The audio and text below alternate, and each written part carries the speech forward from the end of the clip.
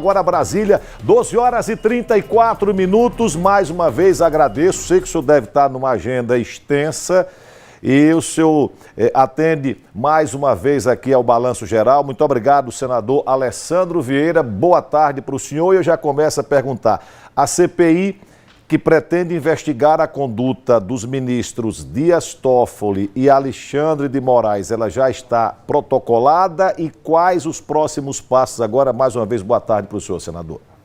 Boa tarde, Fábio, amigo da TV Atalaia, sergipanos. A CPI específica para investigar as condutas de Dias Toffoli e Alexandre de Moraes no tocante ao caso Master já está protocolada.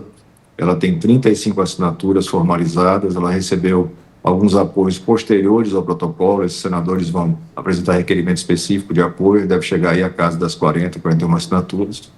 Ela agora depende do despacho com o presidente da casa, o senador Davi Alcolumbre, que vai definir qual vai ser o ritmo, se ele vai fazer a leitura imediata, se ele vai programar uma data para a leitura. Isso tudo faz parte do jogo político normal. Se ele sinalizar que não vai fazer a leitura, que não vai fazer a instalação, aí vai à justiça para exigir que seja instalada. É isso que eu ia lhe perguntar. Regimentalmente falando, por exemplo, impeachment, ele abre se quiser, mas o pedido de CPI, ele tem o direito de dizer que não vai instalar a CPI ou ele é obrigado pelo regimento do Senado a instalar? Ele é obrigado a instalar, a Constituição define isso, é um direito da minoria. Se você tiver as assinaturas suficientes, o fato determinado, prazo determinado, a CPI é obrigatória e o Supremo Tribunal Federal já reconheceu isso em diversas oportunidades. Me recordo agora mais recentemente a CPI da Covid, que foi instalada por decisão do Supremo, porque o presidente à época não fazia a leitura do requerimento. Agora, senador Alessandro, para que a população possa entender, se o presidente do Senado decidir não instalar a CPI, os senadores vão recorrer ao Supremo e o senhor acha que o Supremo vai mandar instalar a CPI para investigar 2 membros do Supremo? Sim, acredito que sim, porque essa é a jurisprudência deles consolidada. Não decidir nesse sentido seria rasgar de vez a Constituição e transformar aquilo que hoje é um pedido de apuração da conduta específica de 2 ministros num confronto institucional aberto. A gente tem que entender que a nossa Constituição faz um arranjo. Você tem executivo, legislativo e judiciário, são independentes e se equilibram. E esse equilíbrio se dá de uma forma jurídica. Não é um exercício de força, não é o quem manda mais. E os ministros cada vez mais estão tomando consciência da gravidade dos fatos. Você tem já reconhecido pelos ministros Alexandre e Toffoli o contato com esse grupo criminoso por parte de familiares. Então, familiares do ministro Alexandre recebem pelo menos cerca de 80 milhões de reais num contrato de prestação de serviços jurídicos que todo mundo reporta como sendo incompatível com a realidade de mercado. O ministro Dias Toffoli tem familiares e ele mesmo é proprietário de uma empresa que recebe recursos também milionários vindos desse mesmo grupo, que hoje se sabe é um grupo criminoso. Então, o que a gente quer fazer? Identificar essas condutas, comprovar a realidade desses fatos, identificar se teve alguma contraprestação por parte dos ministros, o que seria crime. A contratação em si, eles continuarem atuando, já é imoralidade. Isso nem se discute. Mas a gente está tentando avançar para identificar, tem algum crime aí, não tem? E a partir daí tomar as providências. Eu acho que é uma demanda do Brasil, não é uma demanda de oposição ou de governo, da esquerda nem de direita. O Brasil exige, então, a justiça na qual se possa confiar. E hoje, infelizmente, por conta de alguns ministros, essa confiança está abalada. O que o senhor acabou de falar é o que tecnicamente se chama de fato determinado, ou seja, esse fato que está lá determinado na CPI para ser investigado. Qual a repercussão, senador, digamos assim, da coleta de assinaturas aí no Senado, no Congresso Nacional, em Brasília? Como sempre acontece nesses casos, quando você começa a caminhada, as pessoas entendem que é impossível, né? Então, não, você não vai conseguir as assinaturas. Conseguimos com larga margem de sobra em um final de semana. Colocamos de pé um requerimento que é jurídico. Aí as pessoas passam a questionar, mas juridicamente vai ter alguma brecha para ser derrubado. Não tem brecha. O requerimento está redondo, ele não entra no mérito de decisões judiciais, ele não ataca poder, ele quer apenas avaliar a conduta específica de 2 ministros num caso específico. Está absolutamente delimitado, e tem muita gente dizendo, deveria investigar o Papa, o resultado do jogo Confiança Sergipe, juntar um balaio de gato. Balaio de gato é receita para não fazer nada. Eu não sou nem menino, nem sou criança aqui nessa atividade. A gente está fazendo um trabalho muito sério e muito focado, porque assim pode dar resultado. Em 200 anos do Senado, nunca se investigou um ministro. A gente está tentando colocar de pé uma investigação. Então, é uma coisa grande, importante, fundamental para resgatar a confiança na justiça e nas instituições brasileiras. E aí a gente acredita muito que vai conseguir o resultado que a gente quer. Senador Alessandro, o senhor é relator de uma outra CPI, a CPI do crime organizado. Esta CPI do crime organizado, qual é o resumo que o senhor faz dela? Ela está atingindo os objetivos para os quais ela foi criada? Sim, com certeza. Ela está fechando um retrato de como o crime organizado é combatido no Brasil e como o crime organizado age no Brasil. E ela começou a se aprofundar em duas situações específicas, porque são emblemáticas. A situação do Estado do Rio de Janeiro, de infiltração absoluta do crime organizado, por isso que a gente fez convocação de preso, do deputado estadual TH Joias, preso, faccionado. A gente fez a convocação do Bacelar, que foi afastado, tornozeleira, ex-presidente da Assembleia Legislativa do Estado do Rio de Janeiro, que foi denunciado como líder do braço político do Comando Vermelho no Estado do Rio de Janeiro. Você vê a gravidade dos fatos, então a gente está olhando para o Rio de Janeiro. E está olhando também para o caso Master, por conta do alcance. O caso Master, sob o ponto de vista de proporção, ele é igual ou superior ao caso Odebrecht lá atrás. Porque você tem os 3 níveis da federação, ou seja, prefeituras, governos estaduais e governo federal. Você tem os 3 poderes, de alguma forma, atingidos ou envolvidos nessa organização criminosa. Então, são fatos muito graves que a gente está olhando sempre com muito cuidado e com muito respeito técnico. Tem um monte de coisa que a CPI não pode fazer. Por exemplo, eu não posso convocar governadores, o Supremo não permite. Eu não posso investigar fatos que saiam do escopo do fato determinado da CPI. E é por isso que a gente faz agora a criação de uma CPI específica para apurar a conduta dos ministros Moraes e Toffoli.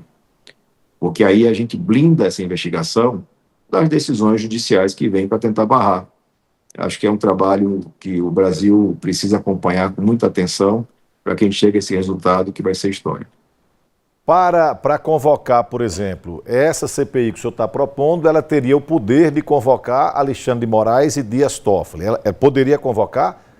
Sim, poderia fazer a convocação, assim como eles têm o direito de não comparecer, como qualquer investigado. Essa é outra coisa também que é importante as pessoas entenderem, até porque a gente tem em paralelo aqui a CPMI do INSS, toda hora convocando investigados, vai sair gente presa, aquela confusão toda. O investigado do direito brasileiro, ele tem direito de ficar calado, ele tem direito até de mentir. Quem não pode mentir, quem não pode deixar de falar é a testemunha.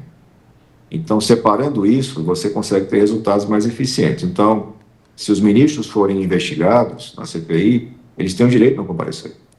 O comparecimento deles é um exercício do direito de defesa, para apresentar a versão deles sobre os fatos. Mas eu não preciso deles sentados na cadeira para apurar, não. Me bastam as quebras e as testemunhas. Com isso, a gente consegue montar um retrato bastante fidedigno do que aconteceu. Senador Alessandro Vieira, o senhor foi atacado num vídeo gravado pelo Eduardo Bolsonaro, deputado federal cassado, ele lhe fazendo críticas por um projeto que o senhor apresentou, ele chama de PL das fake news, e o senhor deu uma resposta, digamos assim, que dura, mas bem-humorada para ele, né, senador?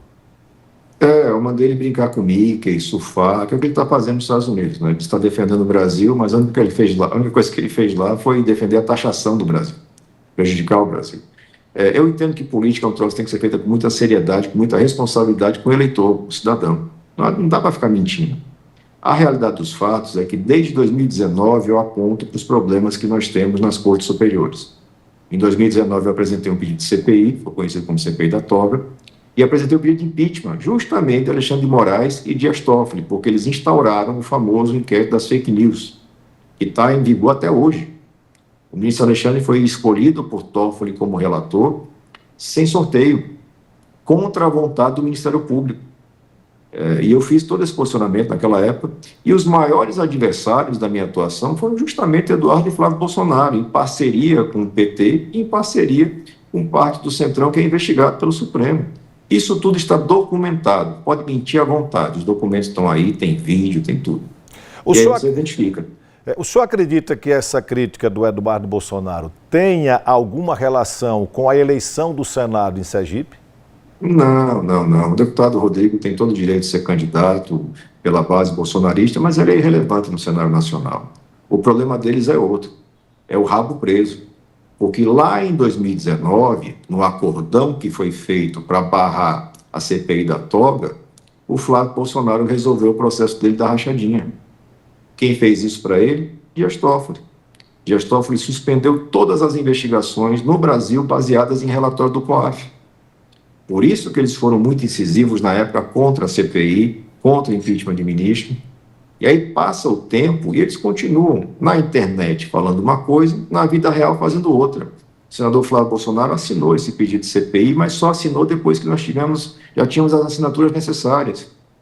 Ele assinou só para tentar não perder o discurso, mas o irmão, acho que por causa do fuso horário, está lá brincando nos Estados Unidos, não se informou adequadamente e fez um vídeo me atacando, quando o irmão já tinha assinado a CPI até. Acho que assim, separar quem é de verdade e quem é de mentira é fundamental, mais ainda no ano de eleição. Porque essas mentirinhas, essas conversinhas, esse mimimi desse pessoal, prejudica demais o Brasil. A gente atrasa o país, as coisas vão acontecendo, e foi escutando o puxa-saco que Bolsonaro foi parar na cadeia. Escutasse as pessoas de bem, talvez tivesse até presidente da República. Ele foi atrás dessa turma aí de puxa-saco. Só para liberar o senhor, senador, falando um pouco da política local, o senhor deve ter acompanhado uma declaração do próprio Flávio Bolsonaro com o Ricardo Marques, que Ricardo agora é pré-candidato a governador do estado. Qual é a avaliação do senhor? O senhor mantém sua posição de apoio à reeleição do governador Fábio Mitidieri? Facilita para Fábio essa divisão da oposição? Eu mantenho minha posição, uma posição consciente, consistente de apoio à reeleição do governador Fábio. Acho que o governo faz um bom trabalho, tem excelentes indicadores na imensa maioria das avaliações. Claro, como todo governo vai ter problemas a enfrentar, a gente está trabalhando e apoiando a busca de soluções para esses problemas, e aqueles que entendem que deve ter alternativa, eu acho muito bom, quanto mais alternativa, melhor. Ricardo, como candidato, tem toda a legitimidade para se apresentar, o Valmir de Francisquinho, se a justiça permitir, tem toda a legitimidade para se apresentar, e o importante é que o eleitor compare perfil, conduta, realizações, escolha. Se quer continuar com o governo atual ou se quer fazer uma mudança. Da minha parte, eu vou estar defendendo a permanência do governo Fábio e vou estar também, claro, defendendo a minha reeleição quando for o momento. Perfeito. Senador Alessandro Vieira, mais uma vez, muito grato pela sua atenção para com a TV Atalaia e com o Balanço Geral. Que o senhor tenha um ótimo dia aí em Brasília. Obrigado, boa semana para todos. Ok, obrigado.